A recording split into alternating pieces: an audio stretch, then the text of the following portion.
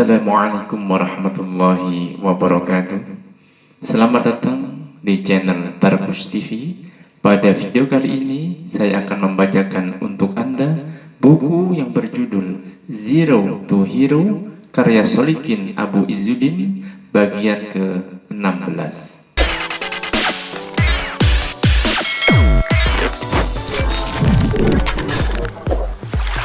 Bangun kesolihan pribadi. Menjadi penting itu baik, tetapi menjadi baik itu lebih penting. Kebaikan adalah akhlak yang baik, dan dosa adalah apa yang melintas dalam benakmu dan kamu membencinya bila orang lain mengetahuinya. Hadis riwayat Muslim. Tentu kita rindu surga, bukan? Nah, surga pun merindukan kita, tapi ada syaratnya. Karena surga adalah tempat yang mulia, derajat yang mulia tak akan bisa dimasuki kecuali oleh orang-orang yang menyamakan frekuensi surga dalam hidupnya. Merekalah orang-orang yang soleh. Lalu, siapakah orang yang soleh itu? Meski fitrahnya suci, seorang anak yang baru lahir belum bisa dihukumi sebagai orang yang soleh, sebab belum teruji. Paling baru anak soleh, calon orang soleh.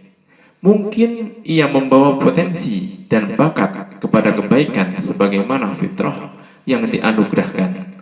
Tetapi pertarungan untuk mewujudkan potensi itu menjadi kuat dan lebih kuat lagi masih memerlukan waktu dan perjalanan yang panjang. Pertarungan dan perjuangan melawan godaan hawa nafsu dan bisikan setan. Karena selain ada potensi kebaikan, ada juga potensi keburukan yang disertakan. Kedua kekuatan itu dalam jiwa akan saling melawan dan mengalahkan. Allah menginformasikan, dan jiwa dengan penyempurnaannya, maka Allah mengilhamkan kepada jiwa itu jalan kefasikan dan ketakwaannya. Sesungguhnya beruntunglah orang yang mensucikan jiwa itu, dan sesungguhnya merugilah orang yang mengotorinya. Quran Surat Asy-Syams ayat 7 sampai dengan 10. Persoalannya adalah bagaimana kita memenangkan pertarungan itu untuk mencapai sukses tersebut. Kunci sukses ada dalam diri kita masing-masing, karena setiap kita lebih tahu apa yang ada dalam diri kita, kecenderungannya, bahkan apa-apa yang disimpan di hatinya.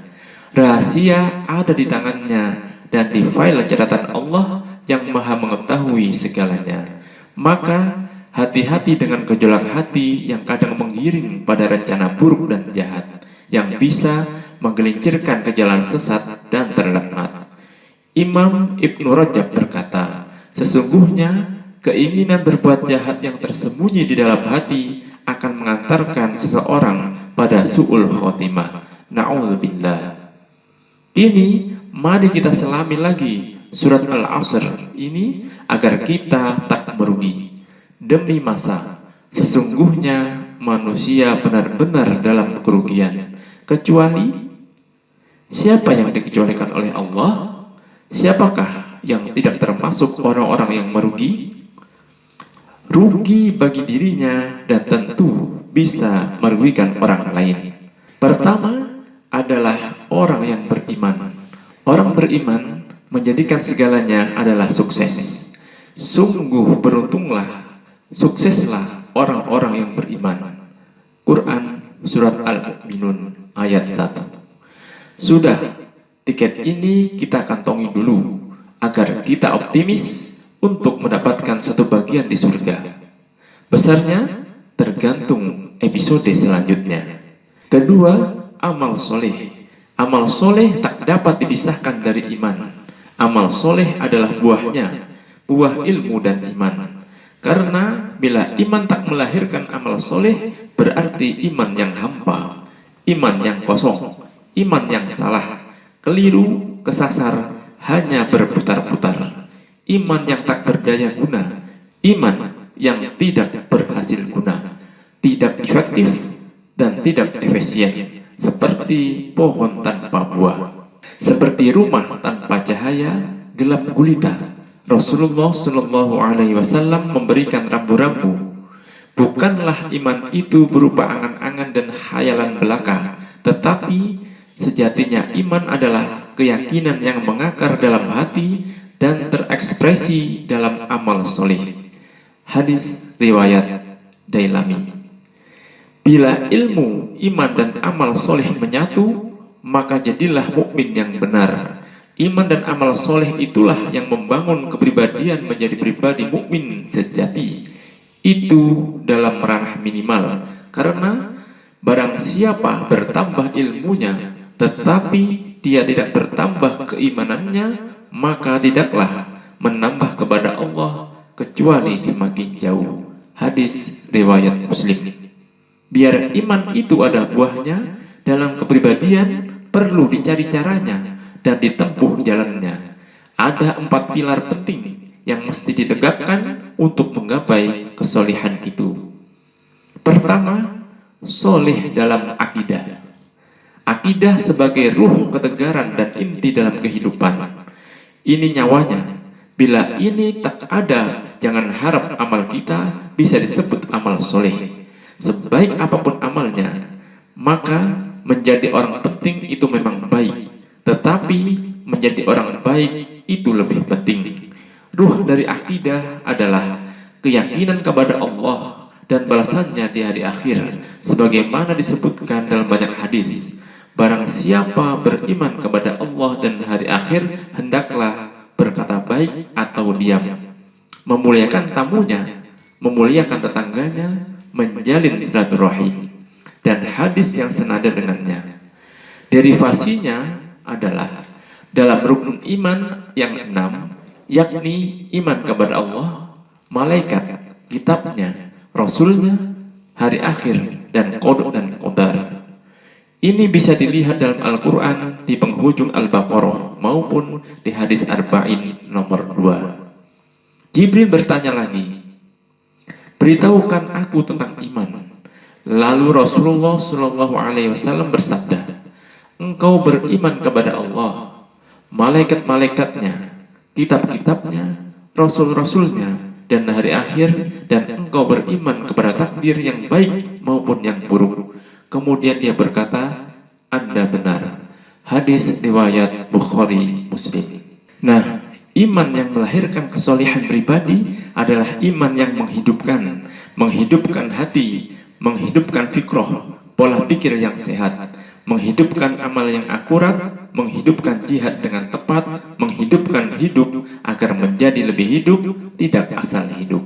Kedua, soleh dalam ibadah. Ibadah bukan sekedar rutinitas ritual, tetapi ia wujud penghambaan total kepada yang maha dahsyat, yakni Allah Azza wa Jalla. Dimensi ibadah adalah rasa ketundukan dalam pengawasan, sehingga jiwa selalu terkondisi dalam ketaatan, jauh dari maksiat, takut dan berharap hanya kepada Allah. Ibadah akan menjadi ruh dahsyat dalam meraih sukses bila dilakukan dengan sadar, khusyuk untuk menggali kekuatan dahsyat dari yang maha dahsyat. Iyyaka na'budu wa iyyaka nasta'in. Kepadamu ya Allah kami menyembah, dan hanya kepadamu kami mohon pertolongan. Tapi ibadah yang kering, kosong dan hampa tentu tidak ada nilai dan pengaruhnya apapun apabila tidak dibangun di atas pemahaman integral, keikhlasan yang paripurna, amal yang total, kesungguhan dalam penghambaan, ketulusan dalam berkorban, meneguhkan ketaatan, murni dalam orientasi, cinta yang suci, dan keyakinan yang mendalam akan balasan dari Allah. Rasulullah Shallallahu Alaihi Wasallam mendefinisikan ibadah yang ihsan, baik dan benar apabila beribadahlah engkau seolah-olah engkau melihat Allah. Bila tidak dapat melihatnya, maka ketahuilah bahwa Allah melihatmu. Hadis riwayat Muslim. Ibadah akan bermakna dan menghasilkan energi spiritual yang luar biasa. Ibadah mesti benar caranya dan ikhlas niatnya. Ibadah seperti inilah yang bisa merealisir takwa sebagai bekal, pakaian, kemuliaan orang beriman, pahlawan sejati. Hai manusia, sembahlah Tuhanmu yang telah menciptakanmu dan orang-orang yang sebelummu agar kamu bertakwa. Quran Surat Al-Baqarah ayat 21. Ketiga, soleh dalam akhlak. Akhlak adalah buah akidah dan ibadah. Kata Nabi, sebaik-baik kamu adalah yang paling baik akhlaknya. Akhlak adalah bukti, arti, makna sehingga hidup berarti. Tanpa akhlak seperti orang mati. Coba bayangkan, seorang yang rajin ibadah tapi bicaranya kotor, pikirannya jahat, perilakunya jorok. Mungkinkah? Mungkin saja bila ibadah tanpa iman. Bisa saja bila ia tak mampu mengaitkan akhlak dengan iman dan ibadah, sehingga welcome terhadap masalah yang makruh, syubhat, bahkan haram.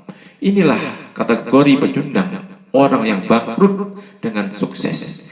Al-muflis, habis modal masih nombok juga. Kasihan.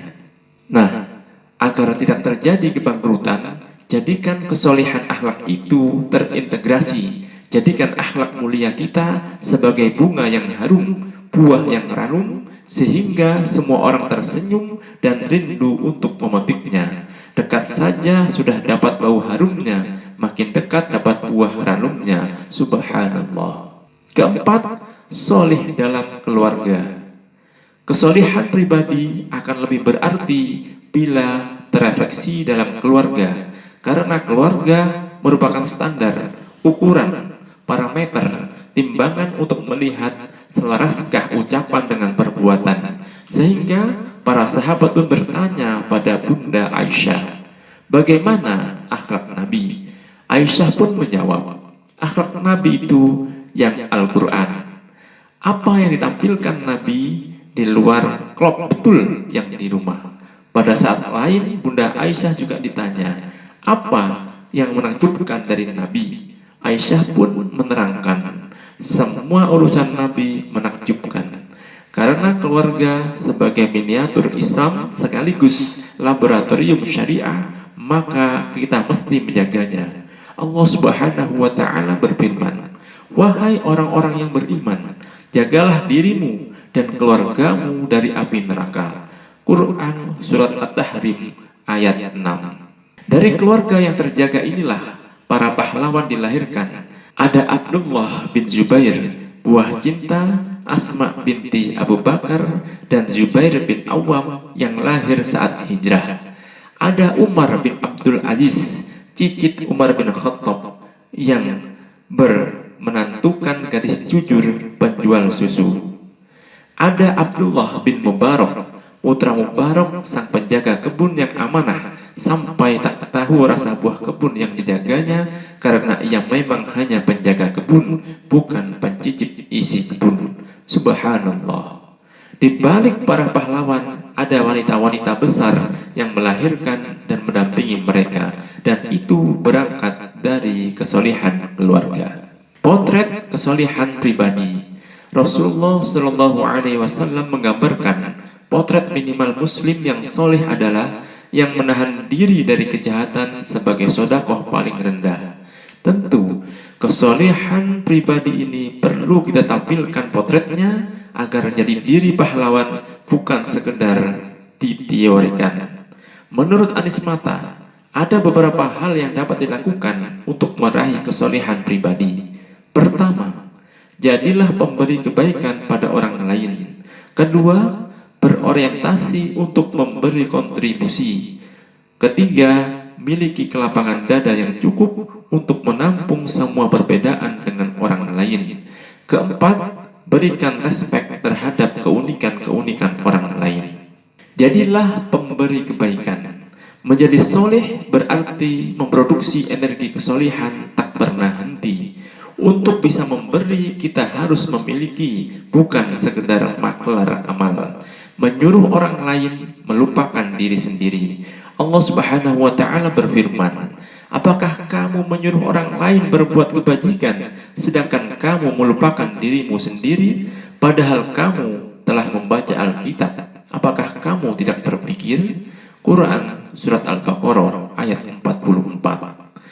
Kita bukan lilin yang menerangi sambil membakar diri, tapi jadilah penerang nyata, sirojam muniro, cahaya yang membuka kegelapan diri sekaligus mengantarkan orang lain. Imam Syahid Hasan Al-Banna mengajari kita, orang yang tidak memiliki sesuatu, maka ia tidak bisa memberikannya kepada orang lain.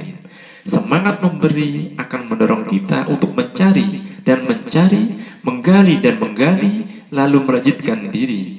Kita adalah keran kebaikan yang mengalirkan air kesejukan, menyalurkan hidayah, menggugah jiwa. Barang siapa yang menunjuki seseorang pada kebaikan, baginya pahala seperti pelaksananya. Semakin besar kan kita buka, semakin besar pula air yang keluar, dan semakin besar pula kebutuhan kita untuk mensuplai diri. Mereka selalu mengajarkan Alkitab dikarenakan mereka selalu mempelajarinya. Quran Surat Ali Imran ayat 79.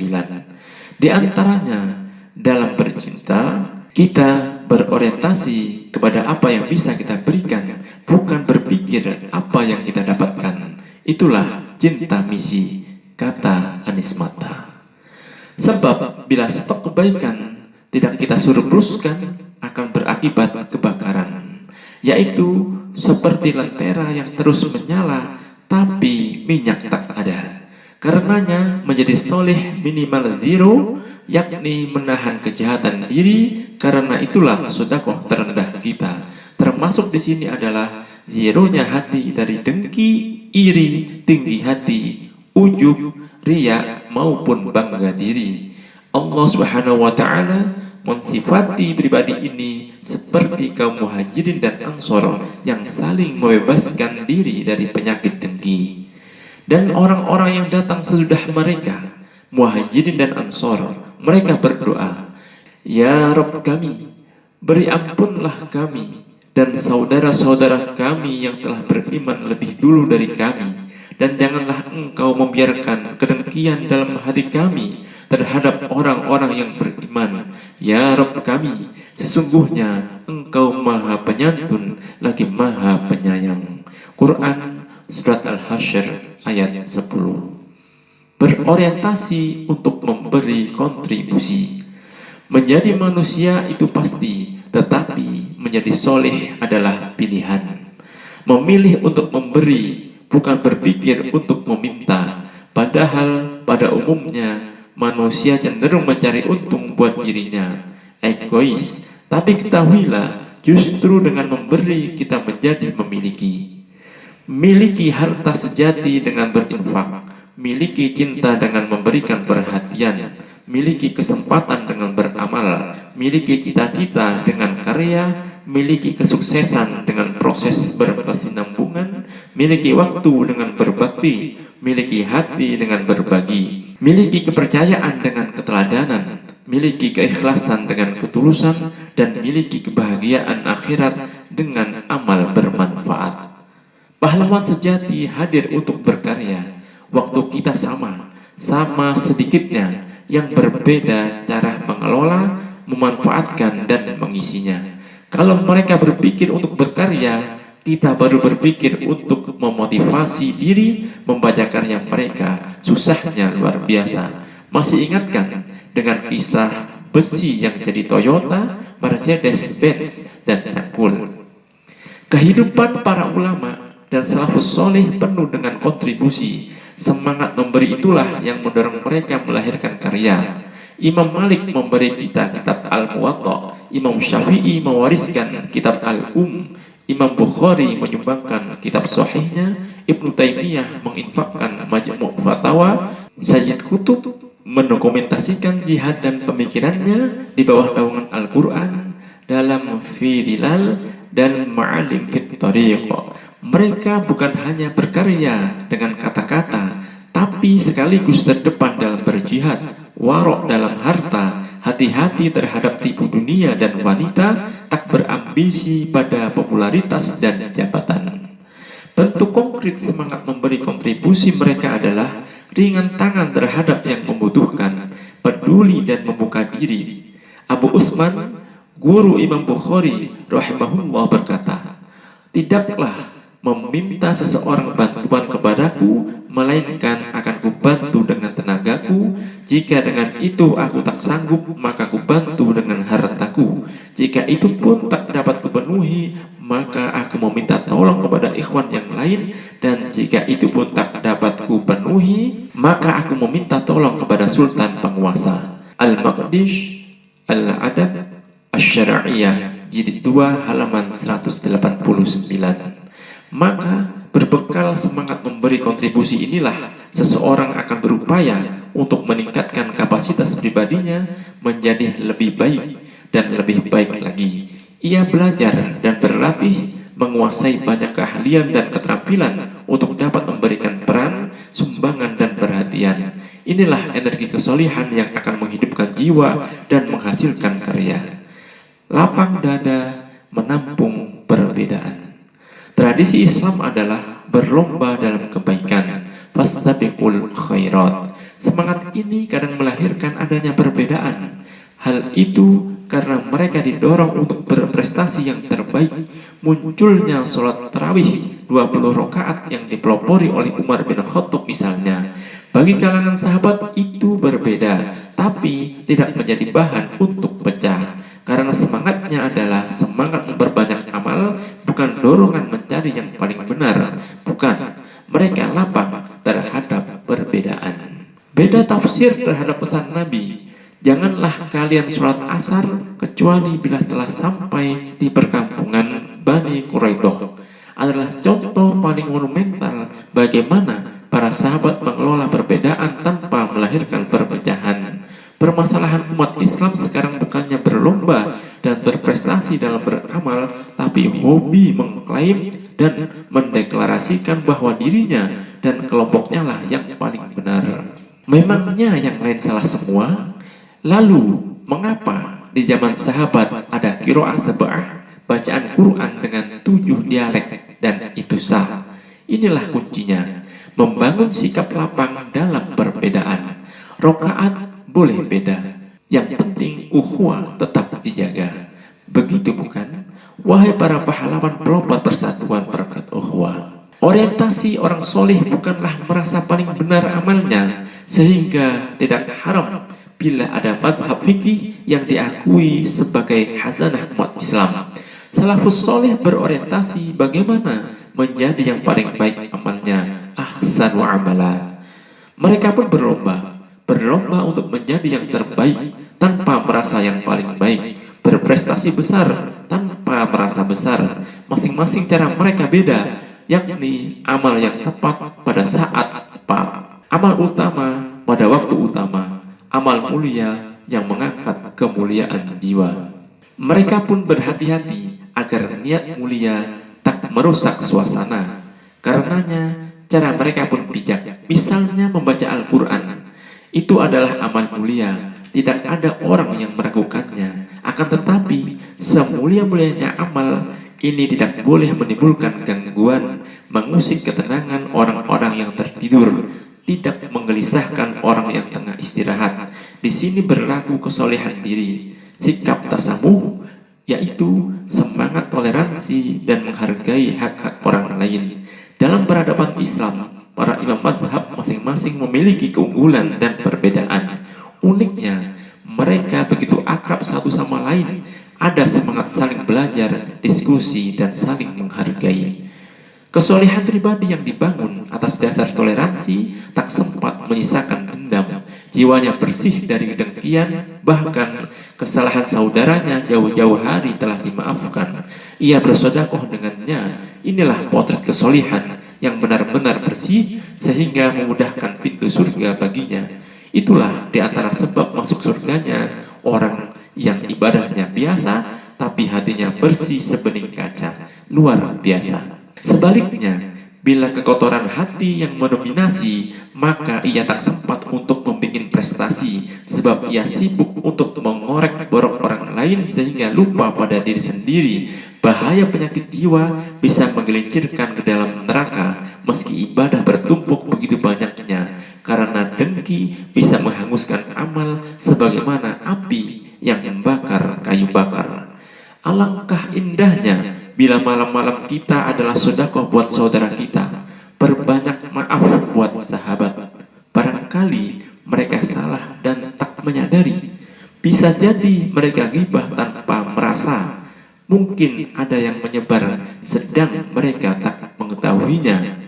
Apa salahnya dan susahnya bila kita membuka diri, melapangkan dada, memberi maaf itu gratis, tak perlu beli. Allah Subhanahu wa Ta'ala mengajarkan kebaikan ini kepada nabinya.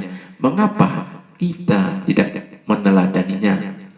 Maka disebabkan rahmat dari Allah lah kamu berlaku lemah lembut terhadap mereka. Sekiranya kamu bersikap keras lagi berhati kasar, tentulah mereka menjauhkan diri dari sekelilingmu. Karena itu, maafkanlah mereka, mohonkanlah ampun bagi mereka, dan bermusyawarahlah dengan mereka dengan urusan itu. Quran Surat Ali Imran ayat 159. Respek terhadap keunikan orang lain. Rasulullah Shallallahu Alaihi Wasallam bersabda, setiap orang diciptakan menurut bakatnya masing-masing. Orang lain berbeda dengan kita karena Allah menciptakan manusia berbeda sesuai dengan keunikannya.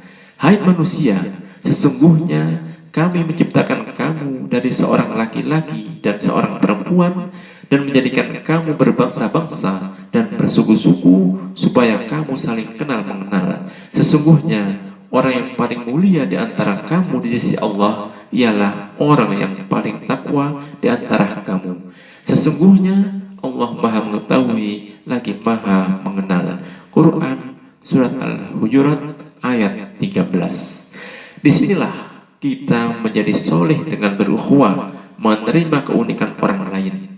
Caranya, ta'aruf, saling mengenal, tafahum, saling memahami, dan takaful, saling memikul beban. Di sini kita menjadi soleh dengan bersinergi dengan keunikan kita, karena keunikan itulah yang membuat Islam kaya.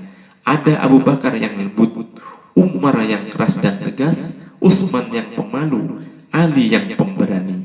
Mungkin kita sudah paham, tapi orang lain belum. Ada kekurangan, ada pula kelebihan. Maka berikan respek pada keunikan orang lain. Ini akan mendewasakan kita. Misalnya, saat suami istri menikah, awalnya tumbuh cinta karena masing-masing menambahkan kelebihan pasangannya. Cinta pun berbunga, tumbuh merekah. Tapi hari berganti, ditemukan kekurangan dari pasangannya. Akankah kita mengaramkan bahtera yang tengah berlayar di tengah lautan? Saat itulah dibutuhkan kesadaran, kefahaman, dan kesabaran untuk menerima kekurangan pasangan apa adanya. Bahkan orang yang berpikir positif justru berupaya mengubah kekurangan dan kelemahan untuk mendahsyatkan potensi yang ada, agar kuncupnya mekar menjadi bunga, bukan menyalahkan atau menyesali, karena di balik kelemahan itu tersimpan kekuatan dahsyat yang kadang tak disadari. Hidup itu unik, lebih asyik, lebih indah, dan lebih bahagia bila setiap hari kita terusik untuk menemukan keunikan-keunikan yang ada dalam diri kita maupun orang lain. Positif memandang anugerah, dewasa melihat realitas, cerdas menangkap inspirasi, amanah mengusung aspirasi. Dunia yang begitu luas, jangan dipersempit dengan cara-cara culas. Mari belajar mengenali keunikan orang lain agar kita termotivasi, lebih bersemangat dan bersyukur atas anugerah yang melimpah. Berjalanlah dengan cara yang tak biasa, hadirkan inspirasi agar jiwa berseri. Ada sebuah kisah nyata. Seorang ibu karena jenuh, bosan dan kesal disibukkan dengan kegiatan rumah tangga yang seabrek, ia pergi begitu saja naik bus kota, pulang balik. Di perjalanan dijumpai aneka pola manusia yang beragam. Ia bandingkan dengan keluarganya selama ini. Ia pun lebih bersyukur.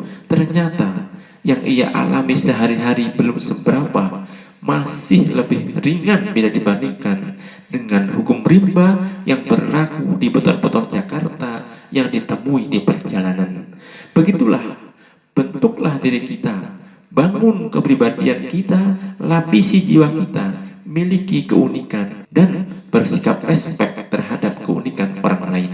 Rasulullah Shallallahu Alaihi Wasallam bersabda, seorang mukmin yang bergaul dengan banyak orang, lalu ia sabar dengan tindakan mereka yang menyakitkan, maka itu lebih baik daripada orang yang tidak pernah bergaul dengan orang banyak dan ia tidak bisa sabar dengan tindakan mereka yang menyakitkan.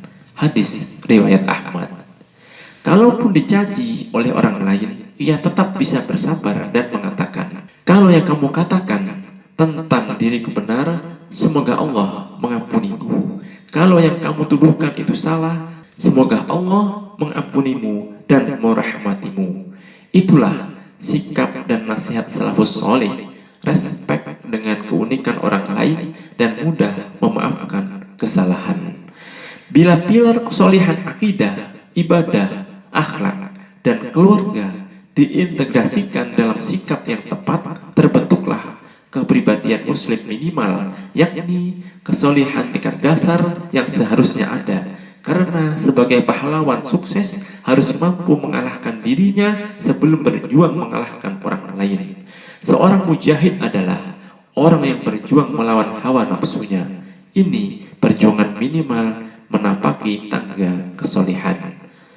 Aku ada 3. Ada cara memandang peran diri yang bisa kita renungkan. 1. Aku diri. Pemahaman diri yang efeknya memberikan ketenangan karena kita memahami diri kita. 2. Aku sosial.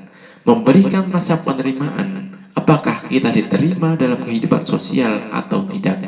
3. Aku ideal. Bagaimana kita menjadi benar. Anies Mata, Model Manusia Muslim, halaman 26-27. Wallahu a'lam bissawab. Wassalamualaikum warahmatullahi wabarakatuh.